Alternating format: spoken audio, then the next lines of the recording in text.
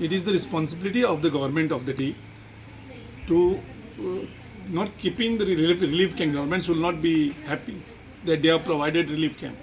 Relief camp is a temporary arrangements normally. They have left land, everything, all earnings, whatever job they had, whatever business they were doing, and they are here. They are not here by choice. They are not happy to be here.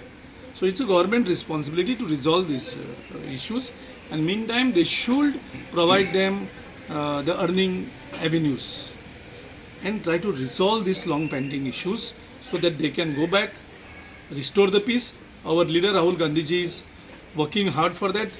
Now tomorrow he is visiting only to visit this relief camp. He is continuously thinking of the people of Manipur, how to restore the peace. And our Prime Minister is not finding any time to visit the Manipur. Hope this issue will be an eye-opener, and coincident is that Rahulji is visiting to these camps tomorrow all over Manipur wherever possible. So I hope our Chief Minister will update Prime Minister and let this be, his sacrifice will not go in waste, and it can be the change can happen for better in Manipur. It's almost 1 year now they are in the relief camp, and they are since shifted themselves to other place.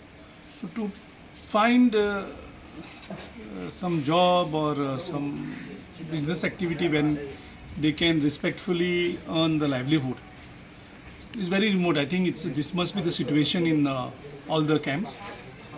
Now the issue is the children who is in the studying in some boarding school, plus they are having various medical issues with all of them, and lack of financial support to them. I think